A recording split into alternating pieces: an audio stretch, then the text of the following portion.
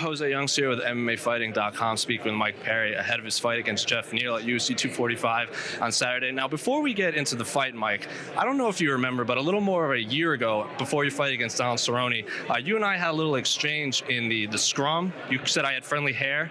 I asked you a question you didn't quite enjoy. It was, and you dyed your hair. It looks better. It dyed a few months ago, and a lot of people on my Twitter say you're not going to interview Mike Perry. Mike Perry doesn't like you, this and that. And I do want to say, over the last year, no matter what I post on my social media or what I share on YouTube, all of the comments are about my friendly hair and you. So I think it's something you and I will never live down for the rest of our combat careers. Well, you're welcome. I was happy to bring the attention to your hairdo. The blonde is actually better, and you know, no hard feelings. I'm doing a lot better these days. I don't care what you guys say to me. I refuse to, I refuse is kind of a harsh word, but like, I'm trying not to get angry. I'm trying to remain calm, stay focused. So there's no bad blood between us anymore, right? There's no bad blood on my part. It's just all of the comments are saying, next time you see Mike Perry, you won't interview. You're afraid of this and that. Well, I have to. The two of us have to interact at some point. Well, I'll tell you what. Based on the question that he asked me, why I asked him or said his hair was friendly. Me and Luis Pena are pretty cool, and it's a pleasure to know him. He's a good martial artist, and he told me the same thing after UFC Tampa. We were hanging out after the fight, smoking and chilling, and he was like, "Man, it's cool to know you, Mike Perry." And I just appreciate a humble, respectful martial artist, and I'm trying to do better to become more like that. Well, I'm glad we squashed the beef. And if there was anything, the way I presented the question, that's my fault. Take responsibility for that. But we're here at UFC 245 media, and I'm noticing the UFC has a security guard watching the boxers between you and Colby Covington. Did you notice that? Were you aware that they put someone there? I kind of just noticed that. I knew he had a babysitter, and I guess they put a guy in between me and him. They won't let me run over there. But, I mean, as a professional businessman, I got to go get this money this weekend, and I got a challenge in front of me that has nothing to do with the country boy. So, I'm trying to win Saturday. I hope he loses, and then we can talk about me and him fighting in the octagon, and I can embarrass him in front of the world. Speaking of your opponent, Geoff Neal, I mean, obviously you were supposed to play on this card. You kind of campaigned to get that fight. You've been calling for a while, but you didn't get that. But is Geoff Neal a name that excites you leading up to Saturday? Yeah, absolutely. He's done something that I haven't, and that's 4-fight win streak in the UFC. Maybe he picked his fights better. Maybe I fought tougher competition. Maybe not. But we're fighting each other on Saturday. I'm looking to the future, and it's going to be a hell of a battle.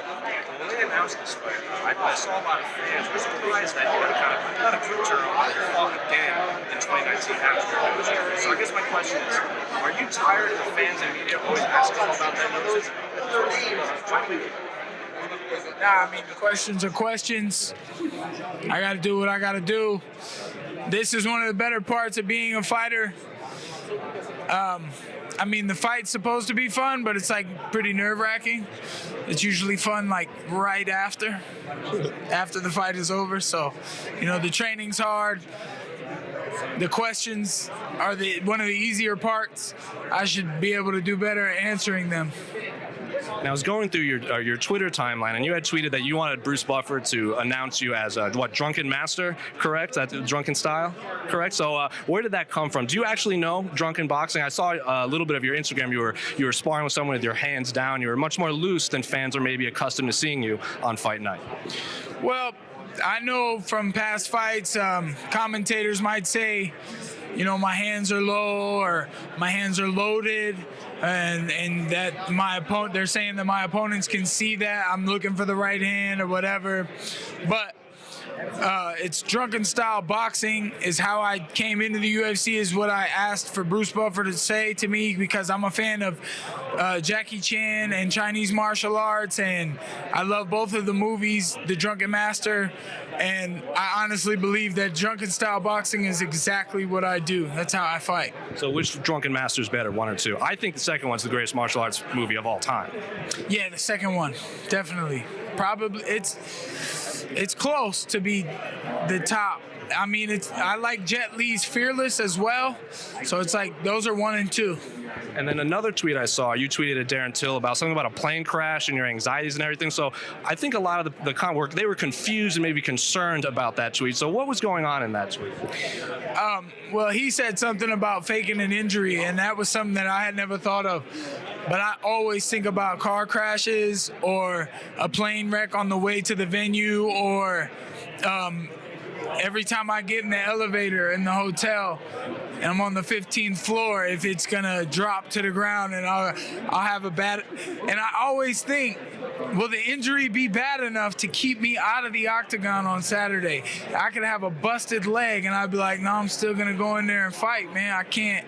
If I'm awake and I can speak, then I'm gonna have to go in there and fight. Is this thought of maybe planes crashing, car crash, has that been your whole life or just fight career? Probably my whole life. But maybe no. I take that back, because I rode on planes when I was a kid, and I definitely didn't think about the plane crashing. I think it's just the fighting thing.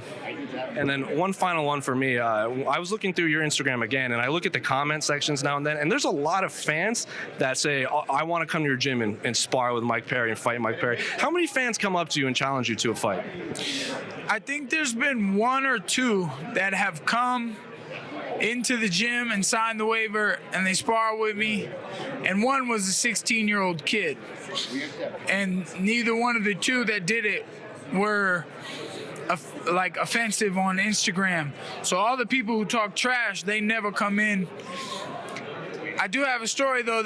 One time I did a meet and greet here at the T-Mobile when Conor fought Khabib, and this guy asked if he could put me in a, I don't know if he asked me first, right? But he was a big guy, and he ended up, he went to pose for the picture, and then he stepped behind me, and he grabbed me in a rear naked choke, and he let it go that quick.